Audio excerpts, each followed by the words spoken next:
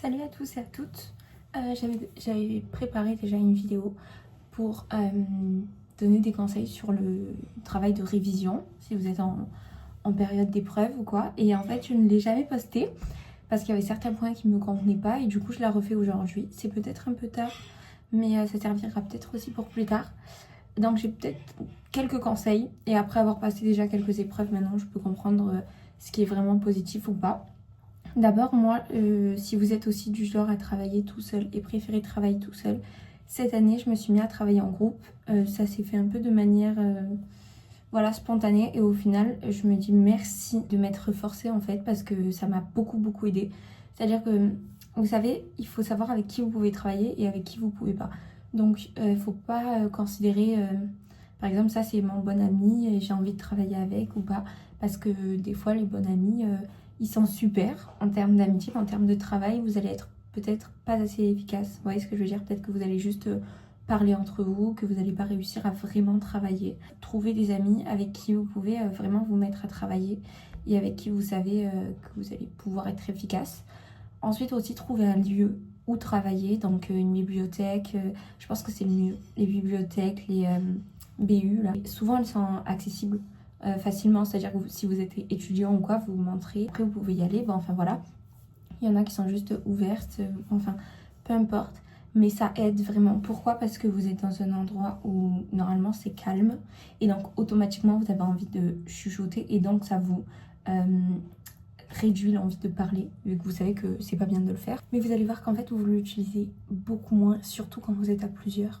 Pourquoi? Parce que la personne en face de vous, elle va pouvoir vous dire arrête de l'utiliser ou remets-toi à travailler et tout, poste en tel et tout ça. Et donc en fait, vous vous aidez mutuellement.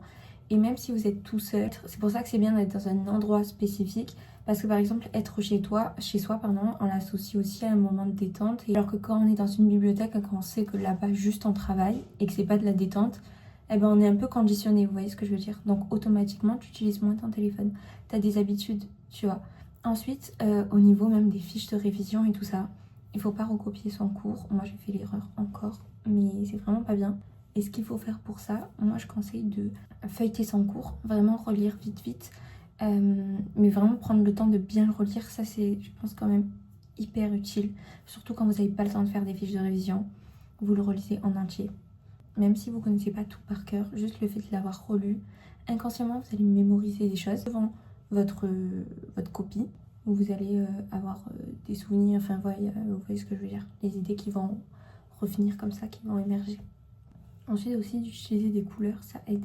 Mais au final, je me suis rendu compte que c'était pas essentiel.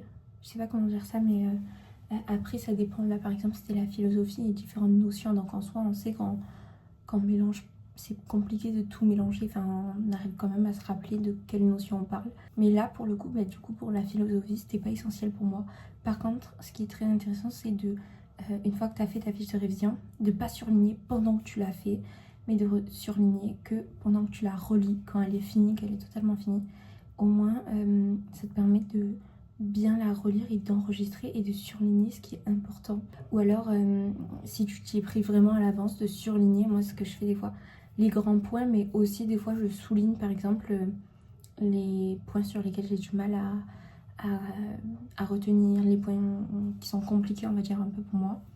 Au moins ça me force à les voir tout le temps et à me paraître super familier. Ensuite je pense qu'aussi c'est intéressant d'écrire avec justement pas trop de couleurs. Moi je sais que personnellement j'ai utilisé des feuilles Bristol, vous savez, mais avec j'écrivais tout en noir, tout, et seulement je surlignais pour mettre de la couleur, mais c'est tout. Et aussi le fait d'apprendre par exemple à quelqu'un, si vous travaillez ensemble, vous lui expliquez un peu le cours, ça vous permet vous de faire du coup un bref résumé en fait, même inconsciemment de votre cours et de vous rendre compte de qu'est-ce que je maîtrise réellement ou pas, et en plus de encore mieux comprendre ce que vous voulez dire, parce que vous allez savoir du coup ok là sur ça j'ai mal expliqué, ça veut dire que je le maîtrise pas trop, et quand je le réexplique, comme ça vient de moi, automatiquement ça me paraît plus familier après lorsque j'en ai besoin sur ma copie. Lorsque vous êtes sur votre copie aussi, dans votre épreuve, tout ça, moi je conseille vraiment de tout écrire. Dès que vous voyez votre sujet, vous écrivez toutes les idées. Moi, ça c'était un de mes profs qui m'avait conseillé de faire ça, de jamais utiliser la page verso, que le recto. Et vous écrivez en haut tout le temps votre problématique. Et vous écrivez tout ce qui vous vient, tout ce qui vous vient. Et par exemple, pour les notions en philo, il faut avoir au moins en tête, retenir quelques noms, quelques exemples. Et quand vous prenez le nom, vous prenez un peu l'idée principale que le philosophe il défend. Vous voyez ce que je veux dire? Ce qui aide aussi, bien sûr, et ce qui est des fois aussi essentiel, c'est de reformuler la question. Parce qu'elle nous permet de l'aborder différemment et de mieux la comprendre, en fait. Parce qu'on peut rester bloqué 3 heures sur un petit détail comme ça, juste savoir comment commencer sa copie. Et déjà, ça fait perdre du temps. En plus, ça nous fait remettre notre confiance en nous, en question. Enfin, plein de trucs qui sont un peu négatifs. Voilà. Et aussi, vous ne bloquez pas sur quelque chose. Si vous n'arrivez pas à avancer sur un point, vous avez oublié le nom ou un exemple, quoi que ce soit, passez à autre chose et vous y revenez après dessus. Parce que sinon, ça va vous revenir tout seul. Et n'hésitez pas à en demander beaucoup de feuilles. Moi, je sais que j'en ai utilisé beaucoup, mais c'est ça qui m'a permis d'être claire et de les numéroter. Au moins, voilà, vous savez. Donc, ce qui est bien, c'est que pour que ce soit un peu clair, c'est que quand même, par exemple, dès que vous arrivez, votre sujet, vous écrivez au-dessus de chaque feuille le sujet.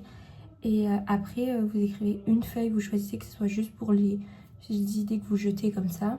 Une autre où une idée de plan, une autre où c'est des idées d'exemple. Bon, enfin voilà, il faut qu'il y ait quand même une structure sur chaque feuille. Il y a telle chose spécifique, si vous voyez ce que je veux dire. Il y a une femme qui disait qu'il fallait pas se relire.